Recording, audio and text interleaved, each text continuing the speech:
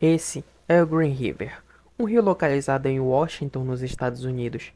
Porém, toda essa beleza natural já foi palco de uma era de assassinatos e desova de corpos, tudo isso proporcionada por um homem chamado Gary Ridgway.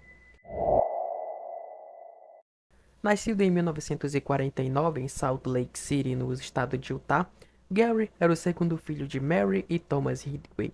O garoto teve uma infância conturbada, testemunhava brigas diariamente entre os pais e tinha sentimentos de raiva e atração carnal pela sua mãe. Ele também fantasiava sobre tirar a vida dela. Gary, que até os 13 anos de idade costumava urinar na cama, e apesar de ser um adolescente, a sua mãe era responsável por limpar as partes íntimas do garoto, o que reforçava ainda mais os sentimentos de atração por ela. Dislexo e com um QI abaixo da média, Ridgway reprovou um ano no ensino médio. Aos 16 anos, cometeu seu primeiro delito. Levou um garoto de 6 anos para a floresta e o esfaqueou nas costelas e no fígado. O menino sobreviveu e declarou que após o ataque, Gary foi embora sorrindo. Aos 20 anos, Ridgway se casou com a sua primeira namorada chamada Claudia Craig. Pouco tempo depois, se juntou à Marinha dos Estados Unidos e foi enviado ao Vietnã. Durante a sua experiência nas Forças Armadas, manteve relações frequentes com mulheres da vida e contraiu algumas doenças. Quando retornou aos Estados Unidos, conseguiu um emprego pintando caminhões, emprego esse que manteve por cerca de 30 anos. Casou-se pela segunda vez por conta de suas diversas infidelidades, dessa vez com Marcia Winslow, e se tornou um religioso fanático. No entanto, continuou tendo relações com mulheres da vida. Suas ex-esposas e diversas ex-namoradas declararam que Ridgway era um viciado em sexo e exigia ter relações com elas diversas vezes ao dia, frequentemente em áreas públicas ou florestais. Dividido entre seus desejos e suas convicções religiosas, Gary tinha uma relação de amor e ódio para com as profissionais do sexo. Ao mesmo tempo em que reclamava da presença delas no bairro em que morava, era um cliente regular. Em julho de 1982, a primeira vítima de Ridgway foi encontrada no Green River, no condado de King, em Washington. Era Wendy Lee Caulfield, uma adolescente de apenas 16 anos. Outros corpos foram descobertos no rio e na área em torno dele, mas o departamento de polícia do condado não encontrou nenhuma evidência que indicasse o assassino. A imprensa então passou a chamá-lo de The Green River Killer, o que significa o assassino do Rio Verde. Entre as décadas de 1980 e 1990, Ridgway assassinou pelo menos 49 mulheres. Em sua maioria, as vítimas eram prostitutas ou jovens que haviam fugido de casa. Ele costumava abordá-las e mostrar uma foto de seu filho com o objetivo de induzi-las a confiar nele. Depois, as levava para sua casa ou seu caminhão e as estrangulava. A maioria dos corpos eram deixados em áreas arborizadas ao redor do rio. Eles eram posados geralmente nus.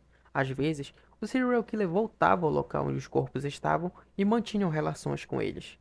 Segundo o depoimento de Ridgway, a necrofilia reduzia sua necessidade de cometer novos assassinatos e a sua chance de ser pego. Com o constante desaparecimento de mulheres, a polícia organizou uma força-tarefa para investigar os assassinatos e identificar os possíveis suspeitos. Dois encontros que Gary teve com a polícia fizeram com que ele fosse um suspeito imediato.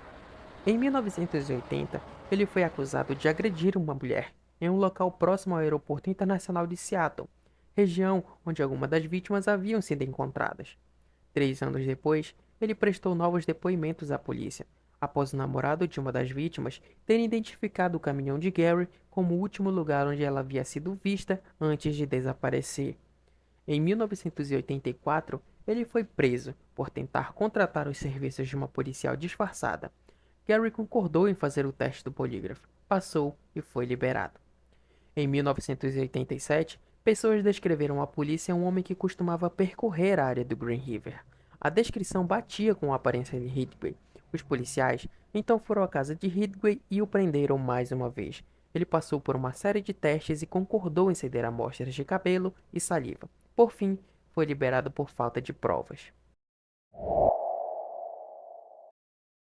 Confiante, O assassino continuou fazendo mais vítimas, até que em 2001, com o avanço da tecnologia, o seu DNA foi encontrado em 4 corpos e Ridgway foi preso pelos assassinatos. Depois, novas amostras indicaram evidências positivas de DNA em mais 3 vítimas.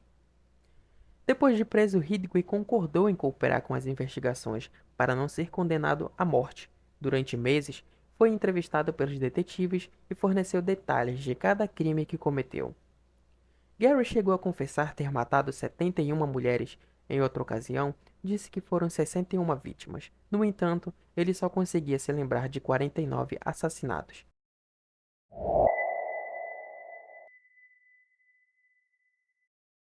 Em 2 de novembro de 2003, o serial killer se declarou culpado e foi sentenciado a 480 anos de prisão sem possibilidade de condicional.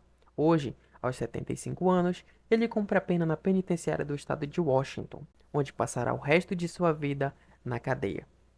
Bom, pessoal, esse foi o vídeo. Quero muito agradecer a atenção de todos que permaneceram até o final. Muito obrigado. Se inscreva no canal, ative o sininho para não perder nenhuma notificação de conteúdo novo. Valeu, falou e fui.